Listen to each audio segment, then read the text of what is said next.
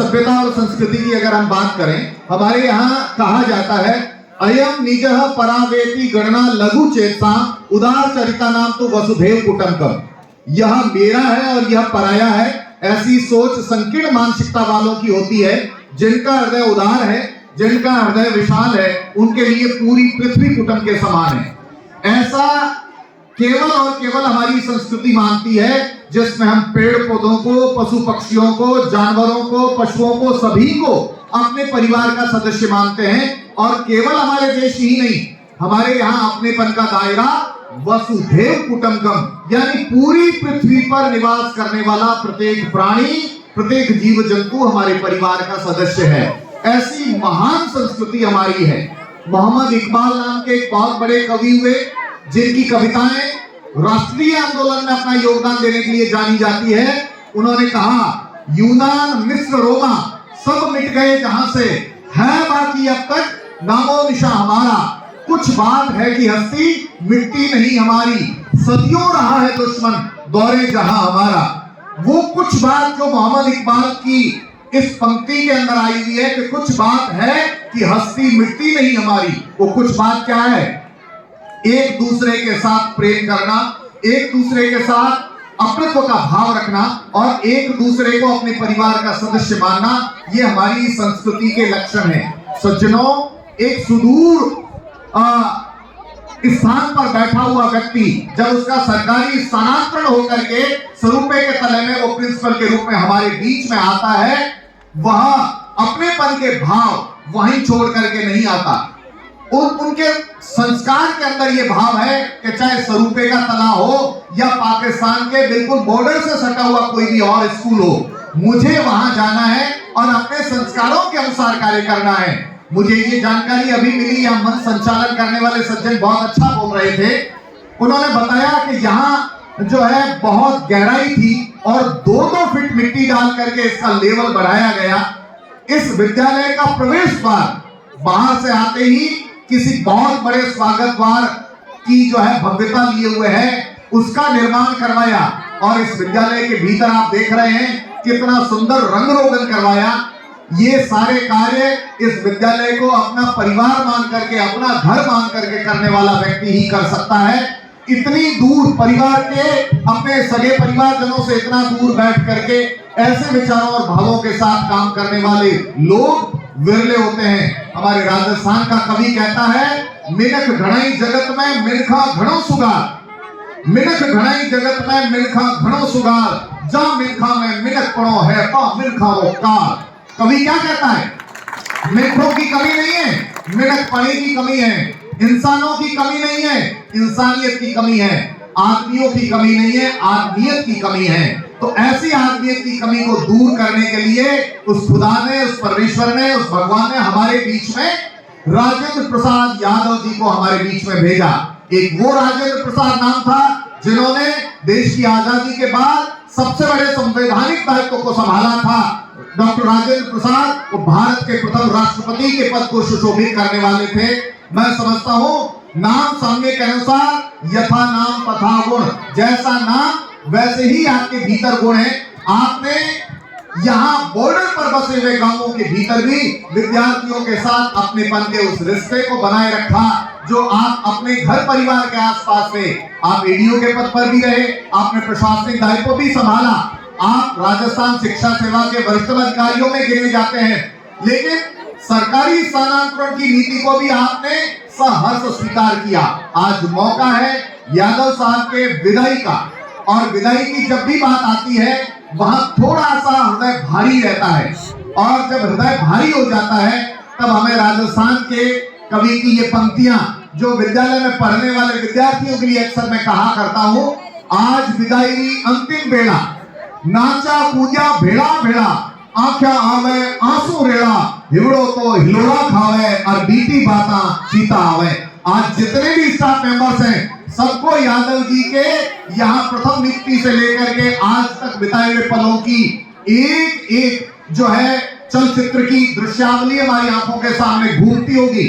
सारे जो है स्टाफ मेंबर्स जिन्होंने आपका प्रेम और स्नेह का लाभ प्राप्त किया है, वो आज यहाँ मन को भारी महसूस कर रहे होंगे। सज्जनों, ये स्थानांतरण की नीति जो है ये हमारे सरकारी सेवा का एक अभिन्न अंग है, हमें उसे स्वीकार करना होगा।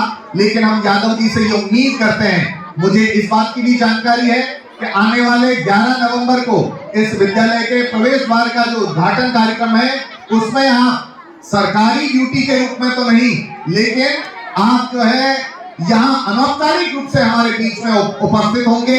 ये हमारे लिए फख्र की बात है। आपके प्रयासों से ये प्रवेश द्वार इतनी भव्यता लिए हुए है। आने वाले समय में इस विद्यालय का इतिहास हमेशा इस बात के लिए गवाह होगा कि इस भव्यता को प्रदान करने में राजेंद्र प्रसाद जी यादव साहब का बहुत बड़ा योगदान है और वह देवता तुल्य पुरुष है। मैं कहना चाहूंगा इन विद्यार्थियों की तरफ से गुरुजी के लिए, मौज करी गुरुदेव दया करी शब्द सुनाए कयो हरि मेरो, जो रवि के प्रकटे ऋषि जात सुदूर कियो भ्रम भानु अंधेरो, कायक वायक मानस हूँ करी है गुरुदेव ही वंदन मेरो, सुंदर दास कहे कर जोरी जू दादू दयाल को हूँ नित चेरो। दादू जी महाराज अपने गुरु सुंदरदास जी महाराज अपने गुरु जी दादू जी के प्रति ये भाव व्यक्त करते हैं। ऐसे गुरुजनगण बिरले होते हैं, हर व्यक्ति के भाग्य में नहीं होते। आज स्वरूपे के तले का विद्यार्थियों का ये सौभाग्य रहा कि आप राजेंद्र प्रसाद जी यादव सरीखा एक प्रशासनिक व्यक्तित्व यहाँ आया और उन्होंने इस विद्यालय के विकास के लिए अपने प्रशासनिक कौशल का और अपने हुनर का और विद्यार्थियों के विकास की कहानी का एक नया इतिहास लिखा। मैं आपको बहुत बहुत बधाई देना चाहता हूँ और मैं बहुत बहुत बधाई देना चाहता हूँ शिक्षकों को कि आपको राजेंद्र यादव जी के साथ जो है रहने का, उनके साथ काम करने का अवसर मिला। हमारे पास एक बहुत बड़ा दायित्व है। दुनिया के अंदर जितने भी दान दिए जाते हैं उन सारे दानों के अंदर विद्या का दान सर्वश्रेष्ठ माना जाता है। सर्वेषामेव दाना नाम विद्या दानम विशिष्यते, वार्यान गोमयी वास्तिल कांचन सर्पिसा।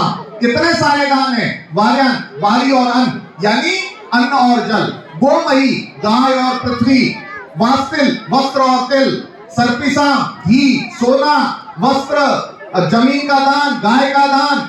इन सारे दानों के अंदर सबसे बड़ा दान सर्वेषामेव दाना नाम विद्या दानम विशिष्यते, विद्या का दान सबसे बड़ा दान माना जाता है। मैं शिक्षकों को बधाई देना चाहता हूं। आप पेशे से शिक्षक हैं, जीविकोपार्जन के लिए आपको पारिश्रमिक मिल रहा है और उसके बदले में आपको अपना ज्ञान और हुनर बांटने का अवसर मिल रहा है। आप बड़े सौभाग्यशाली हैं।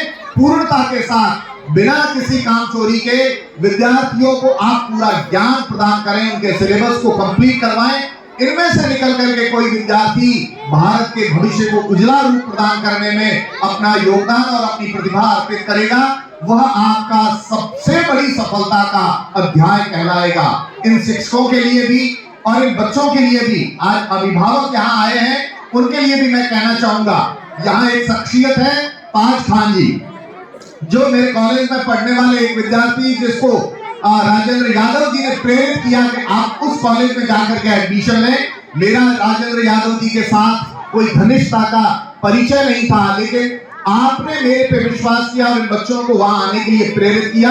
दरिया खान नाम का ये विद्यार्थी आपके साथ जो है यहाँ पढ़ा और आपने प्रेरित किया, उन्होंने उसे मेरे साथ जोड़ा। वह विद्यार्थी हमारे महाविद्यालय का बहुत अनुशासित और बहुत विनम्र विद्यार्थी है।